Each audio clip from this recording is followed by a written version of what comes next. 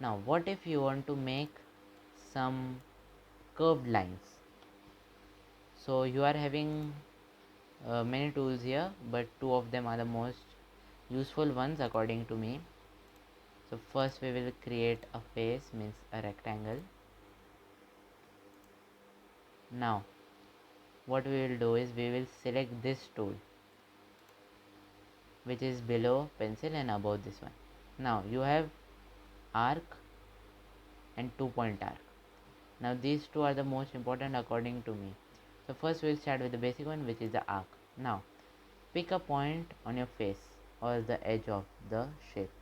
I have selected midpoint. Now as this is a simple 1-point arc, so we have selected the center from where you will be drawing the curved line. Now take the line wherever you want. So I will be making it straight for now. Now decide the height that the curve will be having. Now click there once more and drag it here, and now you have created successfully a quarter circle. If you want to create a angle, this is actually a 90-degree angle.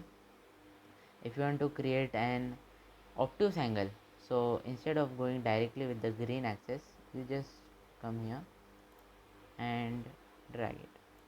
You have created a obtuse angle, because if we connect this center and this together, as you can see, it has created an obtuse angle.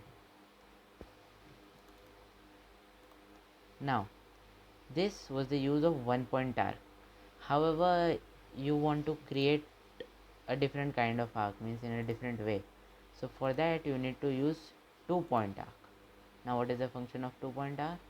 You come at an edge and select the start point of this and go to the end point. Click once and once more to make the shape. Now as I was on the edge, so as you can see, it recommended a shape to me, means you can see this blue curve.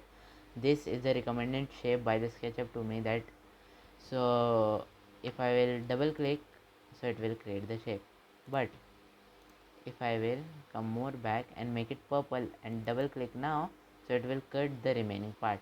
So if you want to make a cube or cuboid or square or rectangle with curved edges, then this tool will help you. However, what if you don't want to create it on the edge, you want to create it inside? So you have to come here, and for example, the angle or the curve given to you by the SketchUp, you don't like that, you want to make it in a different way. So you have to first define its start point, which will be here. Then I will define its end point, which will be here. Now I will come to its center and I will drag my mouse and make my curve accordingly. So I can drag it in this direction as well as in this direction. These features won't be available in the 1-point arc, but you can create them in the 2-point arc thing.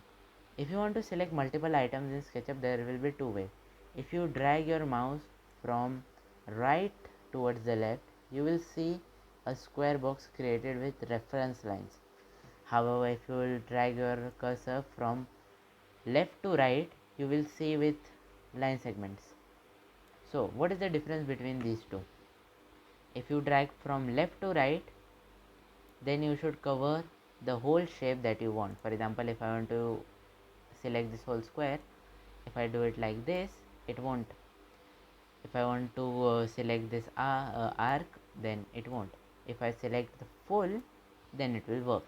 However, if you drag it from right to left, so it selects, because whatever comes in the box, it will select that. It has selected this line, the face, arcs were not there, that's why it didn't selected them, and this place was remaining because we divided it by making a 2-point arc. Now next we will be moving on to groups. So we will get rid of this. As you saw here, that we can make interesting shapes like this with the help of 2-point and 1-point arc. Now we will be moving to group tool.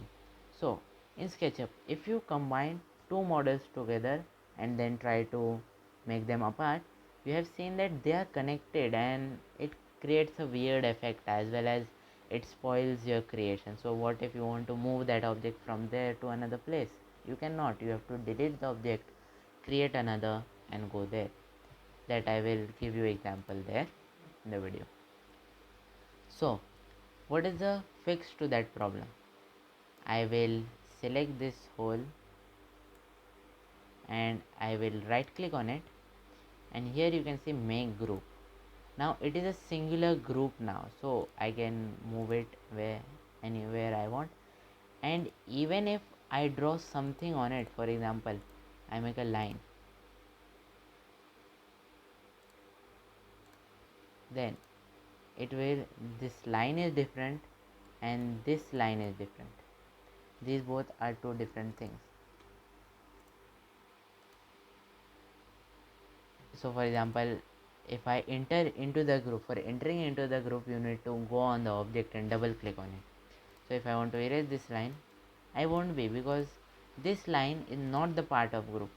So what if you want to remove it from the group, means you want to permanently fix the object to the place.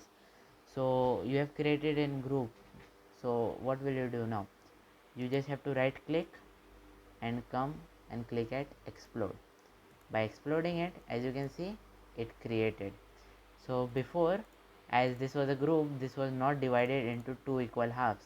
However, after exploding it, this divided into two equal halves because of this line. So this was the group feature. Now we will see about the paint feature. So if you want to color your project, then you have to click on paint, which will be below eraser, and this will give you a library of paint. By looking this, you will think that it is really small, really small. However, when you will come to this tab, you can see there are many and many libraries here.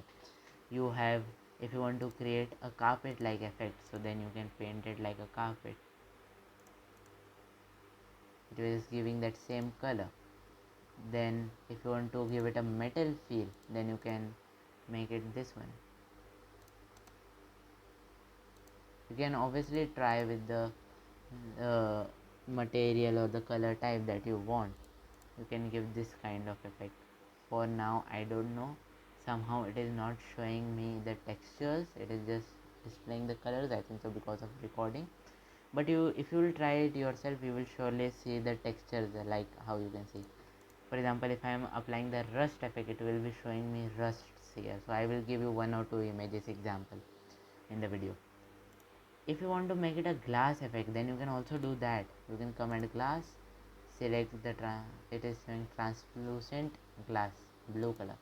Then it is showing me mirror effect on glass.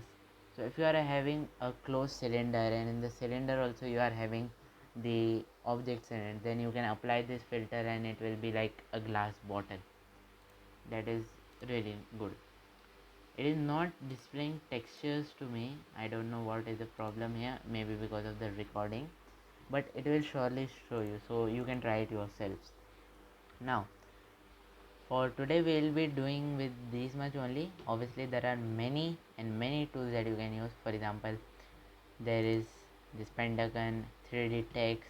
Then we are still remaining with follow me and offset tool, which are really helpful and important for creating your own. Then we are having the scale tool and rotate tool. Measurement tool is also very important while you are making projects in which measurement should be very exact, and we covered these two as well. So now you have created your project and you want to save it, so you have to click on save, go on SketchUp. After click on SketchUp, it will ask you to save there, or you can create a different folders. I have here different folders, so I will go to YouTube and I will save my file here as test. Now this won't be having format like DWG like in SolidWorks and AutoCAD, but this will be having the format of SKP. So if you want to insert these files into those, then you need to convert them. That is the main flaw. And by this we have completed our basics tutorial for making a simple 3D project. So thank you for watching. If you feel that this tutorial was helpful for you, then like the video. If you like the content that I make, you can obviously check out my previous videos.